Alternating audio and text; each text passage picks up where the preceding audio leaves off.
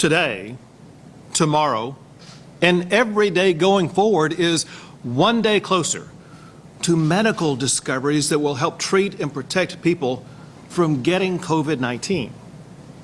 Until that day comes, our focus is to keep you safe while also restoring your ability to get back to work, to open your businesses, to pay your bills, to put food on your tables. But let's be clear, COVID-19 still exists in Texas. Our goal is to find ways to coexist with COVID-19 as safely as possible. That includes continuing these safe practices that you've already adopted, maintaining safe distances, wearing a mask, sanitizing your hands. It is a fact that these safe practices, they save lives. Another safe practice that must be emphasized is protecting our most vulnerable Texans, those who are 65 and older who may have other types of health conditions. They represent most of the COVID-19 deaths in Texas. As we move into phase 2, the safest strategy for seniors is to continue to stay at home if at all possible. Additionally, in the 3 weeks since I announced phase 1 that Texas was opening up for business, we've also substantially boosted our capabilities to respond to and to contain COVID-19. For example, we now have ample supplies of PPE. Get this, we distribute well more than 1 million face masks per day. Our testing has also increased. I told you all 3 weeks ago that testing would increase as Texans open up for business. And that's exactly what has happened. In just the first half of May, we more than doubled the number of tests that were given in all of March and April combined. We are now averaging more than 25,000 tests per day. And we now have more than 600 testing sites all across Texas. But most importantly, to our ability to open up was strengthened by the ability to identify and to respond to COVID-19 hotspots. We have found that most of the areas that have sudden increases in COVID-19 positive cases fall into 3 categories: nursing homes, jails, and meatpacking plants. When hotspots like this arise, we send in surge response teams to quickly provide COVID-19 tests and to separate the sick from the healthy and to ensure that the outbreak is contained. We also help to sanitize the area to protect people from getting infected in the future. An example of this is our program to test 100% of all of the residents and staff at all nursing homes in Texas. Another example is our effort to test thousands of workers at meatpacking plants as well as residents in the Amarillo area. Now, when we increase testing in hotspots, the number of people testing positive is going to spike. Then what we find is that usually within a week or two, the flare-up is contained. The number of people testing positive is reduced, as is the number of people who are hospitalized. Now, these surge teams, they are led by the Texas Division of Emergency Management. They work with the help of the Texas Department of State Health Services, the Health and Human Services Commission, the Texas Emergency Medical Task Force, and the National Guard. Already, these teams have tested more than 35,000 Texans across the state. We also want to thank the thousands of local firefighters who are supporting the effort to test at nursing homes across Texas. Another strategy to contain COVID-19 is already in place. It is the voluntary test and trace system that contains the spread of COVID-19. Systems like this have been used in Texas for decades now. And I will ensure that this system protects your privacy and your personal liberty. Now, as we have advanced toward phase 2 of opening business in Texas, we have focused on several key metrics. One is the positivity rate. That is the percentage of the people tested who test positive for COVID-19. To state the obvious, as testing increases, so will the raw number of people testing positive. What matters the most is the percentage of the people who test positive. The White House Coronavirus Task Force uses this standard as the criteria for opening up. It requires, and I quote, a downward trajectory of positive tests as a percent of total tests within a 14-day period, and that is exactly what we have seen in Texas. The past month has shown a downward trajectory in the positivity rate. For example, on April the 13th, the 7-day rolling average was about 13.8%. Since then, that rate has steadily declined to now about 5%.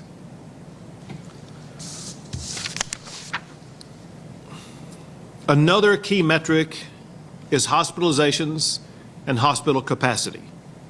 We want to avoid situations like what people saw in New York, where hospitals were overrun and they lacked desperately needed capacity. Because Texans have helped to contain the spread, we have plenty of ventilators and hospital and ICU beds. In fact, get this, as of yesterday, we had fewer people hospitalized for COVID-19 than any day since April the 21st.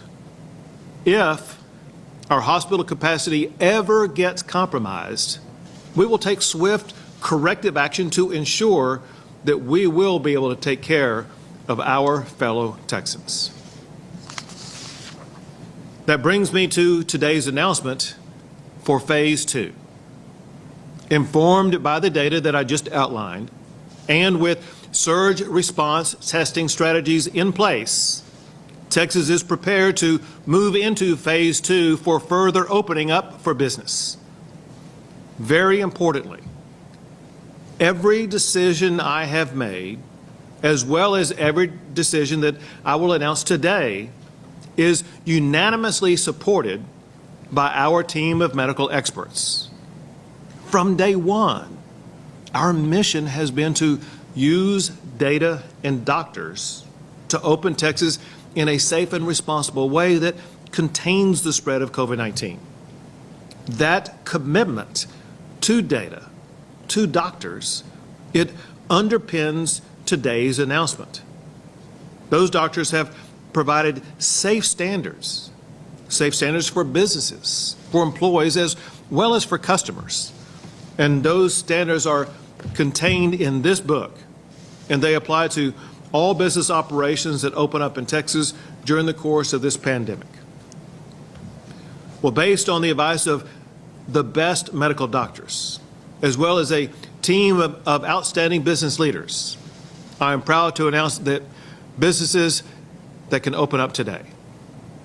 As you know, barbershops and hair salons, as well as gyms, are already open. Effective today, other personal service businesses will also be able to open. A list of these businesses, as well as their safety guidelines, can be found at gov.texas.gov/OpenTexas. Additionally, beginning today, businesses located in office buildings, they are able to open. They can open to the greater of 10 employees or 25% of the workforce, provided that the employees maintain safe social distancing. Now listen, one thing that we all know, an important part of reopening is access to child care. So, starting immediately, child care services are able to open. That also includes programs like Boys and Girls Clubs as well as YMCA programs. Then, beginning this Friday, May the 22nd, a long list of businesses can now reopen or expand capacity. Restaurants can open to a 50% capacity. Bars, wine tasting rooms, craft breweries, and similar businesses can open at a 25% capacity. Like with restaurants, those capacity limits do not apply to outdoor areas that maintain safe distancing. In addition to that, a wide range of businesses, ranging from drive-in concerts to bowling alleys, can open up at a 25% capacity. A list of these businesses can be found at the Open Texas website.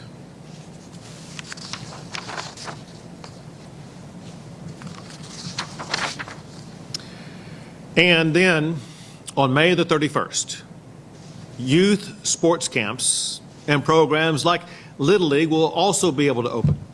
I want you to know that parents will be allowed to spectate so long as social distancing is followed.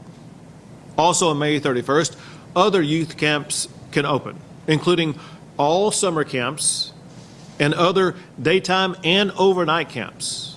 This includes programs like scouting, vacation Bible school camps, and 4-H camps. Also, some professional sports can return on May the 31st. That includes pro golf, auto racing, baseball, softball, tennis, football, and basketball. For all sporting and camp activities, special safety standards apply to prevent the spread of COVID-19. These can be found at the Open Texas website. Next is summer school. School districts have the option to provide summer school so long as they follow safe distancing practices as well as all other health protocols. These classes can begin as soon as June the 1st.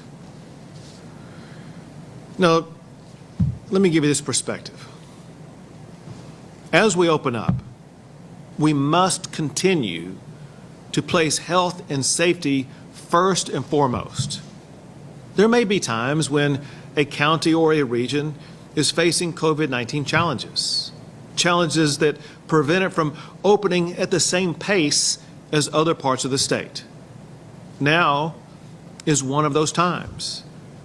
As many people know, the area around Amarillo is suffering the fastest growth of COVID-19 in Texas. Now, this problem is largely the result of meatpacking plants in the area. That COVID-19 spread, as well as the challenges that it poses to the region, is something that impacts the regional healthcare system, and it requires a temporary pause in the opening process. The same is true for El Paso, where the hospital capacity is too close for comfort at this particular time. Now, we have surge response teams that are actively working to increase testing and to maintain hospital capacity in these regions to ensure these regions can safely move into Phase 2. Their beginning date for Phase 2 is being pushed back just 1 week. Everything in today's order that is slated to open later this week will also open in those regions 1 week from this Friday, on May the 29th. These will give those communities and our surge team response the time needed to slow the spread and maintain hospital capacity. It will ensure those communities safely move into Phase 2. The counties that are part of this delay are El Paso, Randall, Potter, Moore, and Deaf Smith. Texans have always faced adversity, and Texans have always prevailed. By using safe practices, we are slowing the spread. By protecting our most vulnerable, our fatality rate is one of the lowest in America.